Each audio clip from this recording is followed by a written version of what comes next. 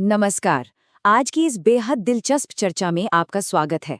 क्या कभी ये ख्याल मन में आया है कि समय को आखिर मापा कैसे जाता है?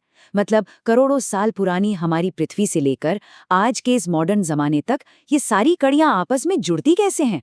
आज हम इसी रहस्य से पर्दा उठाने वाले हैं। हम देखेंगे कि कैसे इतिहासकार और वैज्ञानिक अतीत की गहराइयों में जाकर समय का बिल्कुल सटीक पता लगाते हैं। तो बिना किसी देरी के चलिए इस सफर की शुरुआत करते हैं। ठीक है, तो चलिए इसमें गहराई से गोता लगाते हैं। जब हम इतिहास शब्द सुनते हैं तो सच कहूं तो अक्सर ऐसा लगता है कि यार ये तो बस तारीखों और पुरानी घटनाओं की एक उबाऊ सी लिस्ट है। लेकिन जरा रुकिए, मशहूर इतिहासकार E.H. कार ने कहा था कि इतिहास हमारे अतीत और वर्तमान के बीच लगातार चलने वाली एक बातचीत है। ये कोई गुजरा हुआ मरा हुआ विषय नहीं है, ये एक एकदम जीवंत संवाद है। हम आज की इस दुनिया को, अपने समाज को केवल अपने बीते हुए कल के चश्मे से ही पूरी तरह समझ सकते हैं। तो आज हम किन विषयों पर बात करेंगे, जल्दी से देख लेते हैं। पहला, अतीत के साथ संवाद। दूसरा, पृथ्वी का विशाल इतिहास। तीसरा, समय के जासूस। चौथा, ऐतिहासिक समय की गणना। और अंत में BCE और CE का असल मतलब। ये एक शानदार रोड मैप है जो हमें पृथ्वी की गहराइयों से लेकर आधुनिक कैलेंडर के गणित तक ले जाएगा। भाग 1, अतीत के साथ संवाद। जैसा कि हमने अभी बात की, अपने अतीत को समझना ही आज की दुनिया के काम करने के तरीके को समझने की सबसे बड़ी चाबी है। भाग 2, पृथ्वी का विशाल इतिहास। अब हम समय के उस विशाल पैमाने की बात करेंगे जो सच में हैरान कर देने वाला है। जरा इस पैमाने को देखिए, ये सच में दिमाग घुमा देने वाला है। हमारी ये पृथ्वी लगभग 4.54 अरब, जी हाँ, अरब वर्ष पहले बनी थी। फिर 2.33 अरब साल पहले जाकर कहीं वातावरण में ऑक्सीजन आई। उसके बहुत बाद 6.5 करोड़ साल पहले डायनासोर्स दुनिया से विलुप्त हो गए। और हम इंसान यानी होमोसेपियंस, हम तो सिर्फ 3 लाख साल पहले ही तस्वीर में आए हैं। अगर पृथ्वी के पूरे इतिहास को एक 24 घंटे की घड़ी मान लिया जाए ना, तो इंसान एकदम आखिरी सेकंड में ही दिखाई देते हैं। है ना बिल्कुल अचरज में डाल देने वाली बात।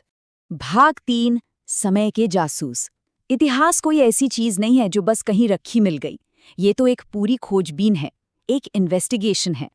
चलिए मिलते हैं उन शानदार पेशेवरों से जो ये काम करते हैं।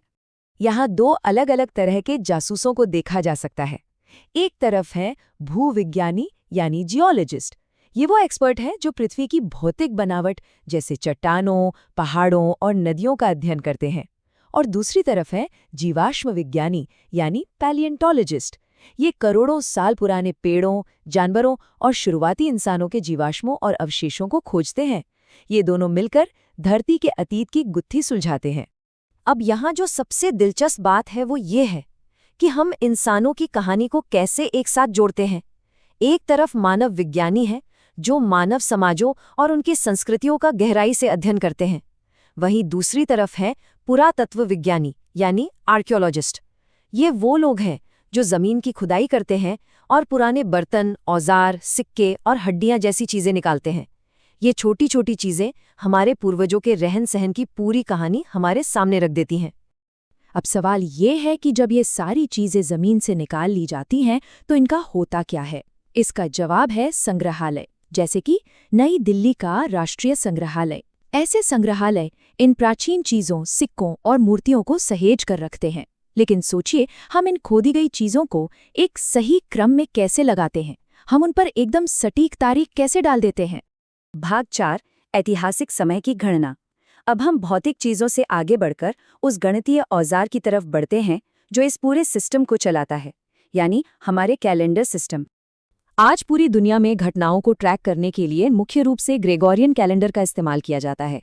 इसके नियम बहुत सीधे हैं, 365 दिन और हर 4 साल में एक लीप वर्ष। हालांकि एक छोटा सा नियम ये भी है कि शताब्दी वर्ष तभी लीप वर्ष होंगे जब वो 400 से पूरी तरह कट जाएं।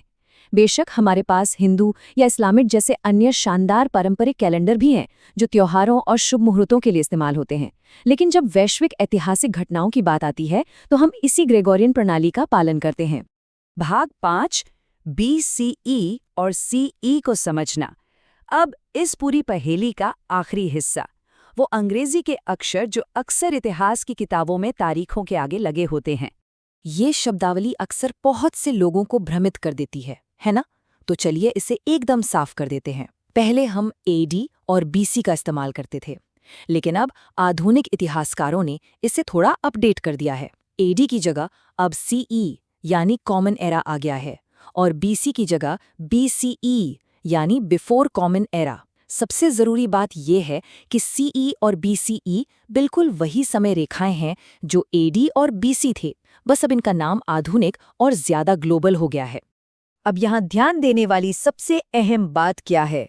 वो ये कि इस कैलेंडर में 0 यानी 0 नाम का कोई वर्ष होता ही नहीं है। जी हाँ, कोई 0 नहीं। 1 BCE खत्म होते ही सीधे 1 CE शुरू हो जाता है। और यही वो चीज़ है जो प्राचीन घटनाओं की उम्र निकालने के इस गणित को एक बहुत ही दिलचस्प पहेली बना देती है। तो चलिए एक छोटा सा गणित लगाते हैं। कैसे पता करें कि प्राचीन काल की कोई घटना कितने साल पहले हुई थी? इसके लिए बस 3 आसान कदम हैं। मान लीजिए हमें गौतम बुद्ध के जन्म का समय निकालना है, जो लगभग 560 BCE माना जाता है। चरण 1, आज का वर्तमान CE वर्ष लें। चरण 2, उसमें उस प्राचीन BCE तिथि को जोड़ दें। और चरण 3, क्योंकि कोई शून्य वर्ष नहीं है, इसलिए कुल जोड़ में से 1 घटा दें। आइए इसे करके देखते हैं।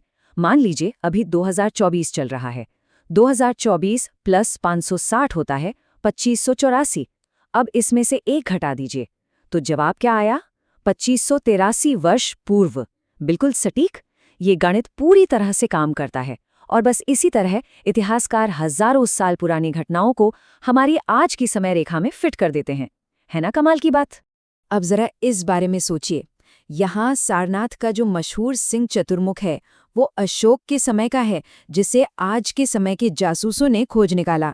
लेकिन जरा कल्पना कीजिए, आज से 5000 या 10,000 साल बाद जब भविष्य के पुरातत्व विज्ञानी हमारे इस आधुनिक युग की खुदाई करेंगे, तो उन्हें क्या मिलेगा?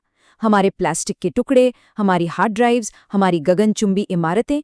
और वे हमारे इस युग को समय के उस विशाल पैमाने पर कैसे कैलकुलेट करेंगे? इतिहास सच में कोई बीता हुआ कल नहीं है, ये तो वो नींव है जिस पर हम आज खड़े हैं। इसी विचार के साथ आज की ये शानदार चर्चा यहीं समाप्त होती है। इस सफर में साथ जुड़ने के लिए बहुत बहुत धन्यवाद।